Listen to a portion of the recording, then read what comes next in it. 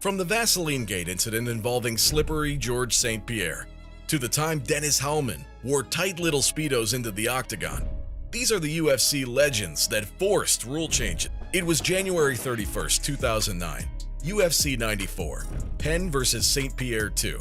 The stage was set for one of the most anticipated mixed martial arts events of the year. George St. Pierre was the slight favorite. Many people were convinced that this fight would determine the pound-for-pound best fighter in the world. But little did they know, what happened next went down in history. The fight was underway and both fighters seemed evenly matched. But in rounds 1 and 2, GSP's cornerman decided to get a little too friendly with the Vaseline jar. He started applying the Vaseline to his face, which was legal. But NSAC saw something different. They saw GSP's cornerman apply Vaseline to his back and shoulders. Now this was totally illegal. BJ Penn had actually warned NSAC prior to the fight to keep an eye on this exact thing. And funnily enough, it happened. The fighters came out for round 2. And all of a sudden it was a different fight. GSP somehow began to take BJ down and hold him there. GSP ended up getting the victory by TKO in round 4. But BJ was pissed. In fact, he was so unhappy he filed a lawsuit against GSP and his cornerman, trying to get their licenses revoked. Fast forward to today, and now, no Vaseline is allowed on any part of a fighter other than their face. And this is now actively monitored every fight. But you know what isn't monitored as much? When Dennis Hallman walked out at UFC 133 in Philadelphia in nothing but a tiny pair of Speedos. It's a moment that's hard to forget, and one that still has MMA fans talking to this day. This all started when Dennis made a wager with his teammates, and unfortunately for him, he came out on the losing end. Dennis said he made a bet with his team that if he lost a certain amount of weight, they would have to do something embarrassing in return. So, when the weigh-ins were over and Dennis had lost, his teammates decided he would have to walk out to the octagon in a pair of Speedos. But little did Dennis know, his bet would cost him more than just his pride. The UFC was not impressed, and because of his unprofessional attire, they decided not to renew his contract. It's a wild and unforgettable moment, but it's also a reminder that the fighters represent more than just themselves. They represent the sport, the brand, and the industry. And just like this next moment, it'll grab your attention just as much as the Speedos, just for all the wrong reasons. It's December 7th, 1996 at UFC 6. In the corner stands Tank Abbott, a powerhouse brawler known for his brute strength, relentless aggression, and savage force.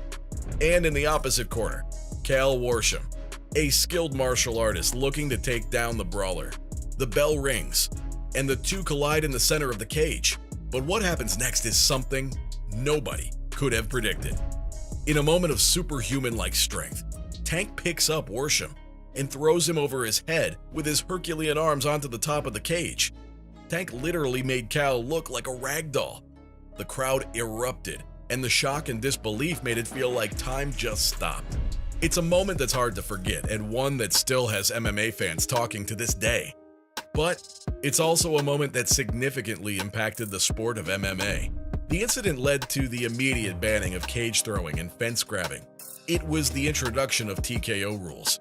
Now look, while exciting to watch, Tank Abbott's brawling style was detrimental to the sport of MMA. His reckless and uncontrollable aggression put his opponents at risk and set a dangerous precedent for future fighters. It's a reminder that while we love to see a good brawl, it's important to remember the safety and well-being of the fighters should always come first. But despite the controversy surrounding his actions, Tank Abbott will always be remembered as one of the most exciting and unpredictable fighters in MMA.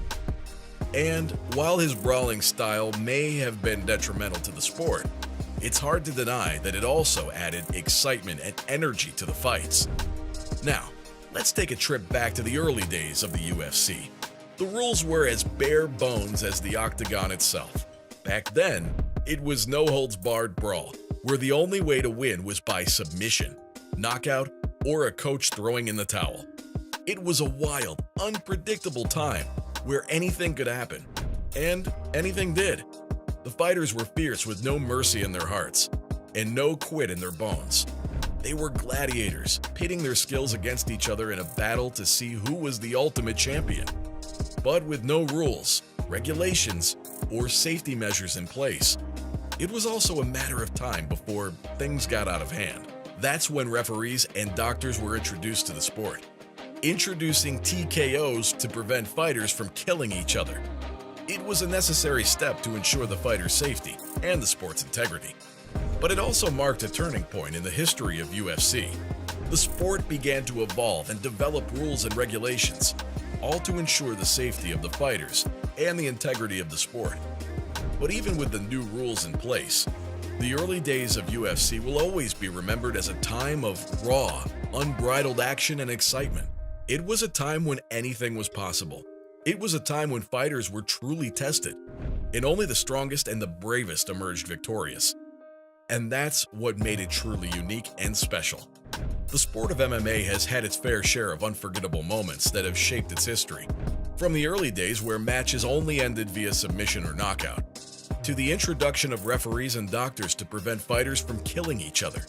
We've seen fighters like Tank Abbott, who brought excitement to the octagon with his brute strength and relentless aggression, but also had a detrimental impact on the sport. And let's not forget the time when a UFC fighter caused a stir by wearing a skimpy blue Speedo to the octagon. Each of these moments has significantly shaped the sport of MMA as we know it today. They have pushed the boundaries and limits of what's possible in the octagon. And it's moments like these that make MMA so exciting to watch.